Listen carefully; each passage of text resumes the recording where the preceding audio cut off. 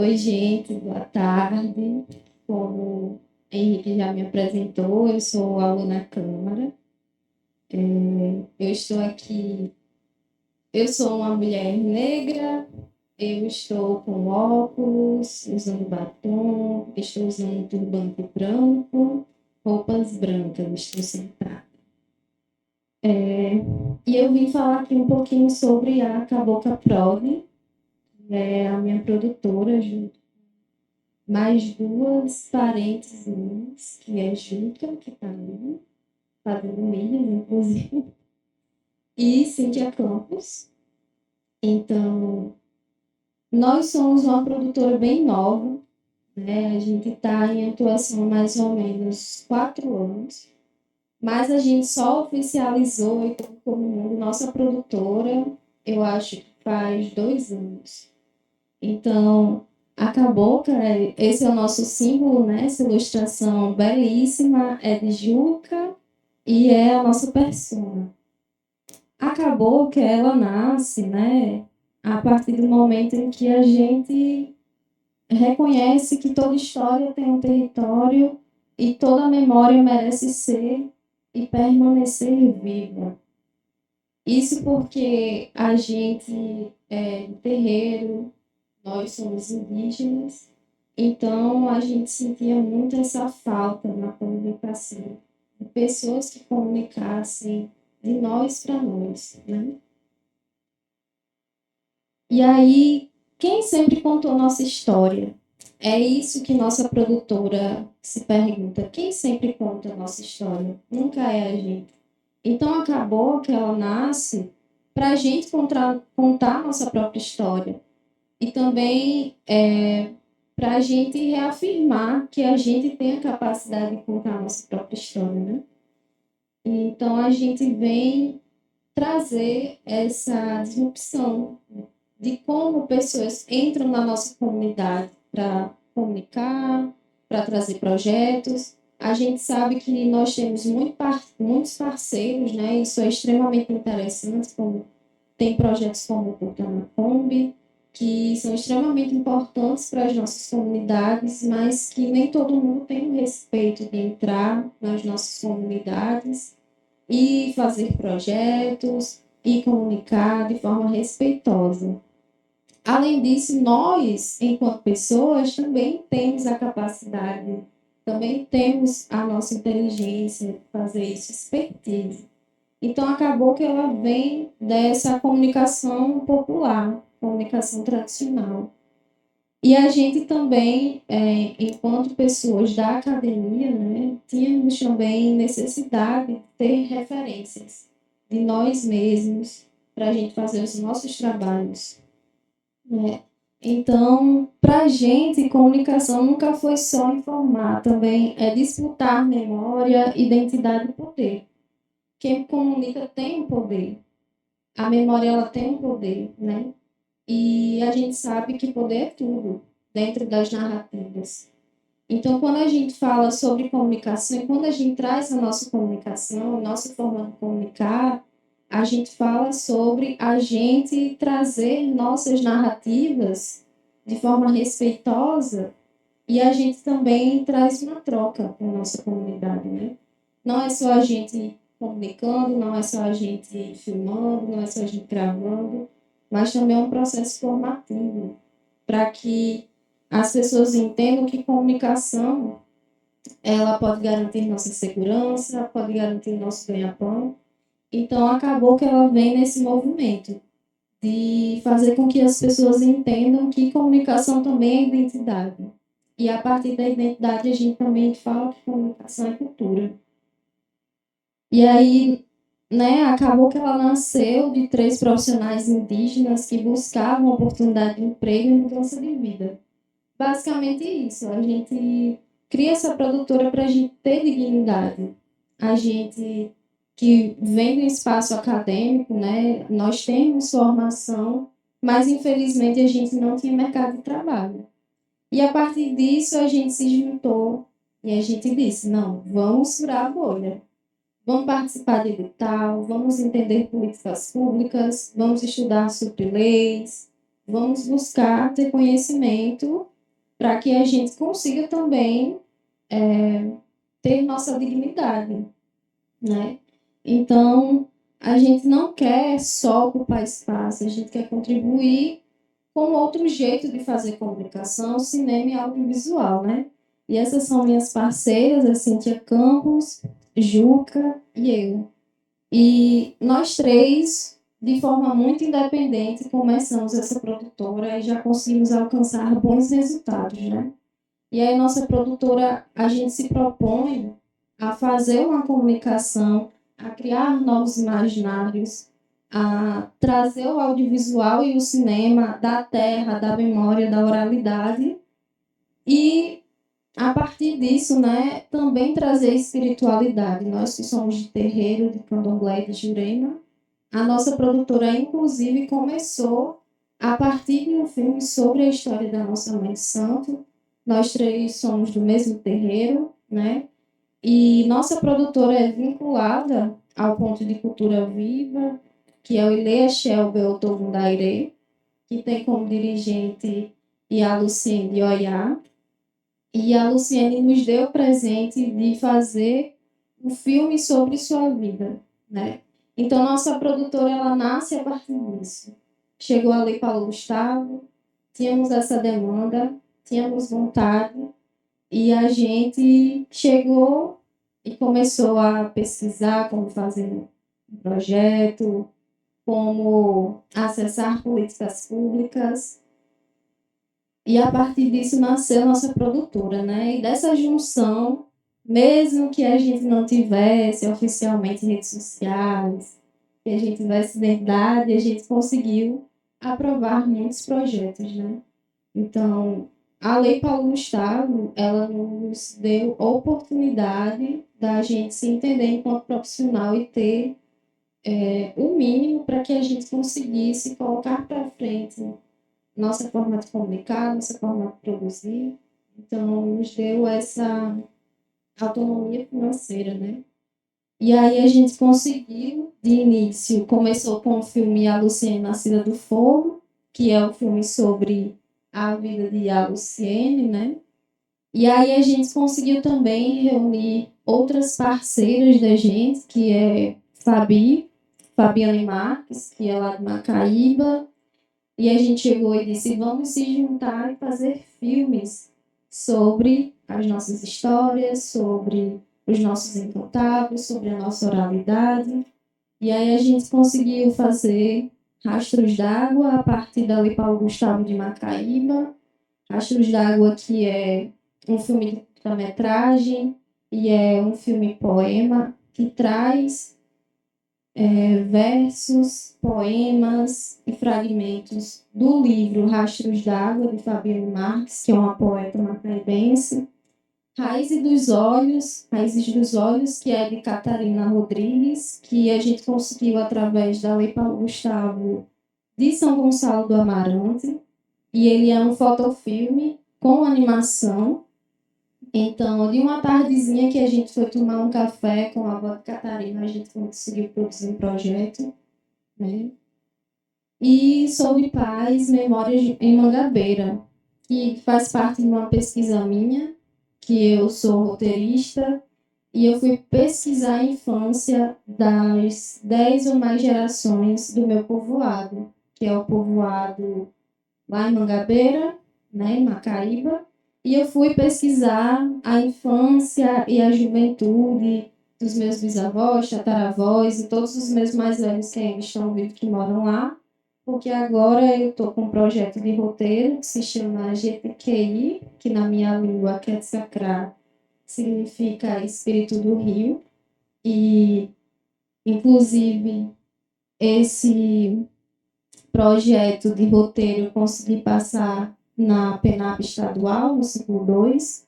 Então, com os nossos projetos e o que a gente já desempenhava, a gente já conseguiu, mesmo assim, oficialmente ser produtora, isso em 2023, a gente conseguiu passar todos esses editais, mesmo sem esse conhecimento, e conseguir autonomia financeira para a gente conseguir produzir audiovisual tradicional, audiovisual do chão mesmo, da terra, mesmo que a gente ainda não tenha a independência técnica, né? Porque a gente sabe que o audiovisual é um mercado caro, mas a gente já consegue ter acesso a certas políticas públicas. Esse daqui é um pouquinho do estilo de Rastros d'Água, né? A gente também fez ele no interior lá de São Pedro, isso, no interior de São Pedro, que é uma comunidadezinha que se chama Lagoa de Dentro, uma comunidade remanescente quilombola. E aí essa é a casa do bisavô de Fabi, e ela reuniu toda a família para a gente poder fazer esse filme. Então, os personagens do filme dela é a família. É o bisavô dela, é a avó, o irmão, a mãe.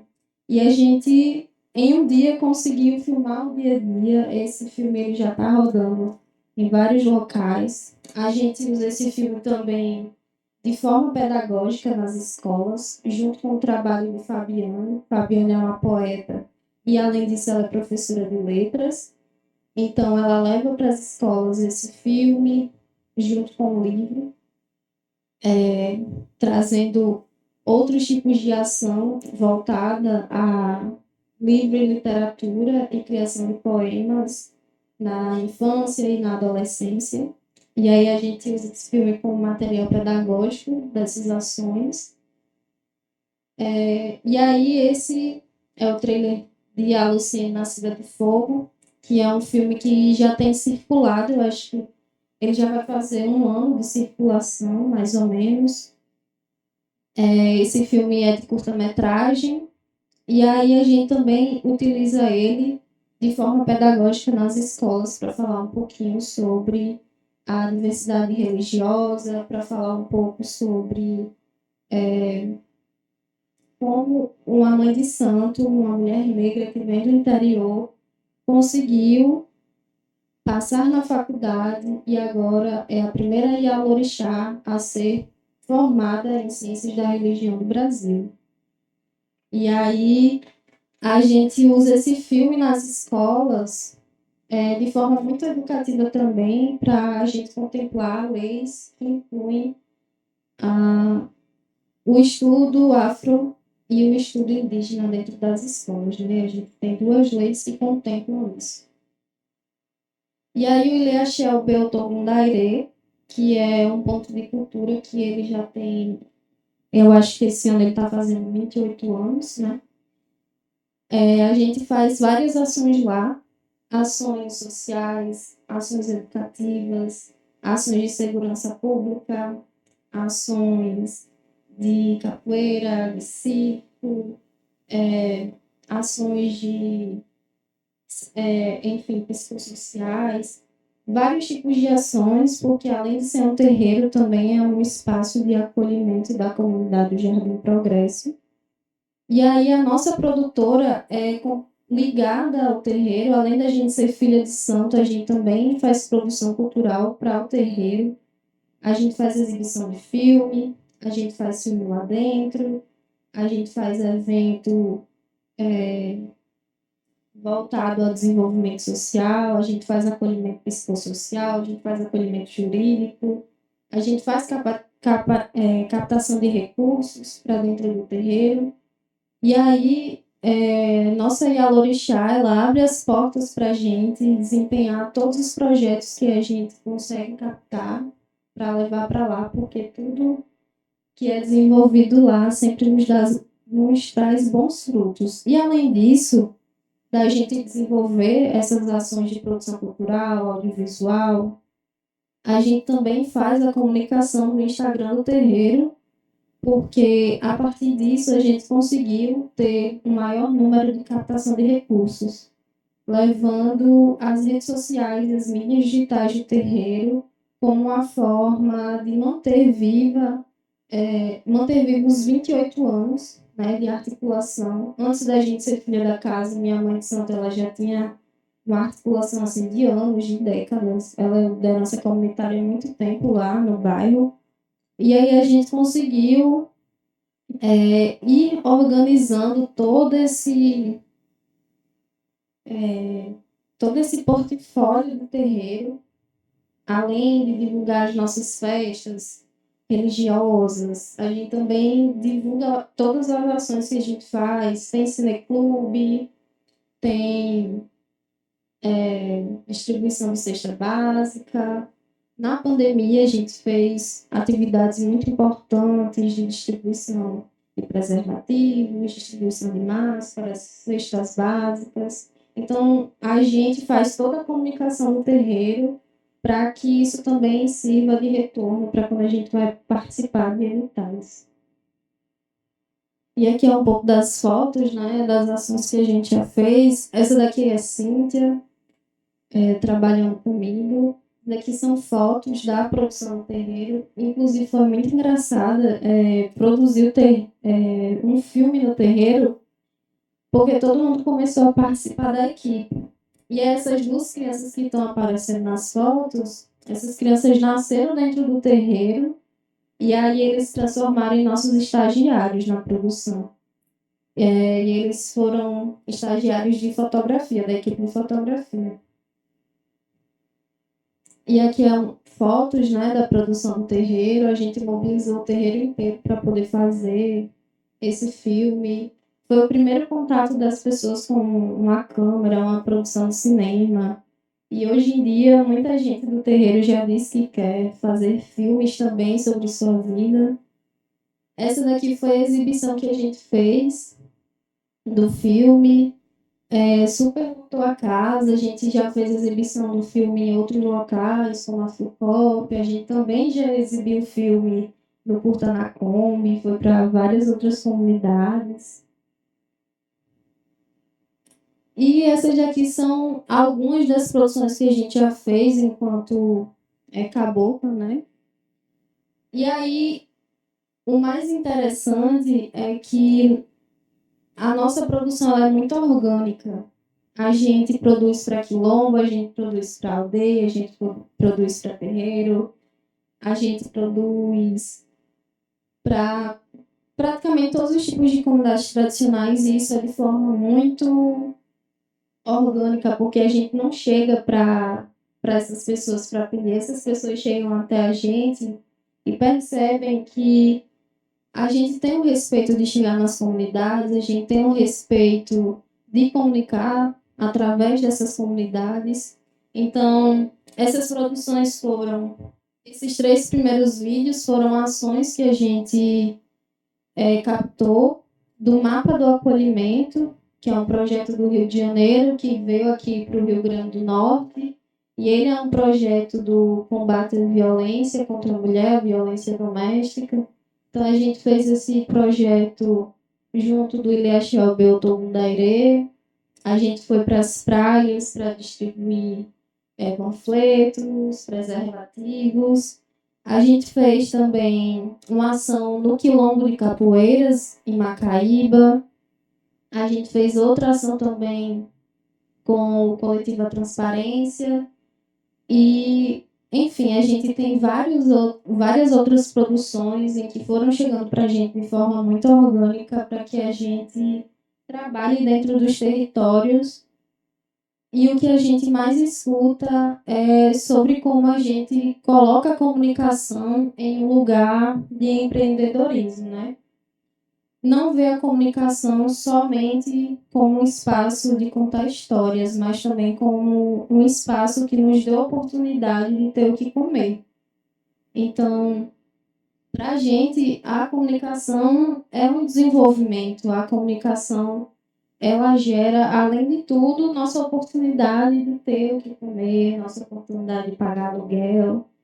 E a nossa produtora, todos os dias o que a gente conversa é sobre a falta de oportunidade que a gente tem enquanto mulheres indígenas. Eu acredito que a nossa produtora atualmente é a única assim, do estado que seja composta só por mulheres indígenas, né?